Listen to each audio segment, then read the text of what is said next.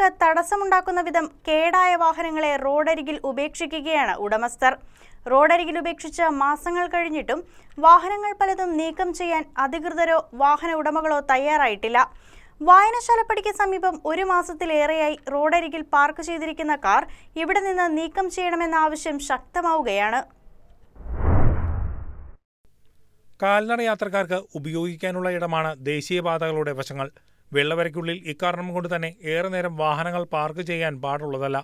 എന്നാൽ ദേശീയപാത 85-ൽ പലയിടത്തും വാഹനങ്ങൾ മാസങ്ങളായി പാർക്ക് ചെയ്ത നിലയിൽ കാണാനാകും. ഉടമസ്ഥർ ഉപേക്ഷിച്ച നിലയിൽ കണ്ടെത്തുന്ന ഇവ ഇവിടെ നിന്നും നീക്കം ചെയ്യാൻ ബന്ധപ്പെട്ട അധികൃതരും തയ്യാറായിട്ടില്ല. മാസങ്ങളായി കാഞ്ഞങ്ങാട് രജിസ്ട്രേഷനിലുള്ള ഫോർഡ് കാർ വായനശാലപ്പടി മധുര മീനാക്ഷി ക്ഷേത്രത്തിന് എതിർവശത്തായി നിർത്തിയിട്ടിരിക്കുന്ന നിലയിൽ തുടരുകയാണ്. ഇത് സംബന്ധിച്ച് പോലീസിൽ ഉൾപ്പെടെ പരാതി നൽകിയിട്ടും നടപടിയില്ല എന്നാണ് നഗരസഭ വാർഡ് കൗൺസിലർ കുമാരി അശോകൻ പറയുന്നത്.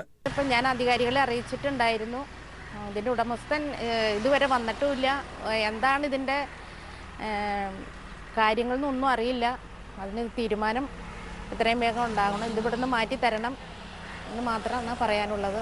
മൂന്നാർ ഭാഗത്തേക്ക് പോയ കാർ ഇവിടെയുള്ള തെരുവുവിളക്കിന്റെ പില്ലറിൽ ഇടിച്ച് ആക്സിൽ ഒടിയുകയും മുന്നോട്ട് പോകാനാകാത്തതുമൂലം കാർ ഇവിടെ നിർത്തിയിടുകയുമായിരുന്നു. ഇതുമാത്രമല്ല, ഇതുവഴി മുന്നോട്ട് പോയാൽ തലക്കോട് വനംവകുപ്പ് ചെക്ക് പോസ്റ്റിന്റെ സമീപത്തായി മാസങ്ങൾക്ക് മുൻപ് ഉപേക്ഷിച്ച മോട്ടോർ ബൈക്കും കാണാനാകും. ലക്ഷങ്ങൾ വില വരുന്ന ഈ ബൈക്ക് ആരാണ് ഇവിടെ ഉപേക്ഷിച്ചതെന്ന് ബന്ധപ്പെട്ട അധികൃതർ അന്വേഷിച്ചിട്ടില്ല. വാഹനത്തിന്റെ നമ്പർ ഉൾപ്പെടെ ഉണ്ടായിട്ടും അന്വേഷണം നടന്നിട്ടില്ല. പൊതുനിരത്തിൽ വാഹനങ്ങൾ ഉപേക്ഷിക്കുന്ന ഇത്തരം പ്രവണതകൾക്കെതിരെ കർശന നിയമ നടപടികൾ വേണമെന്നാണ് ആവശ്യമുയരുന്നത്. News desk KCV news.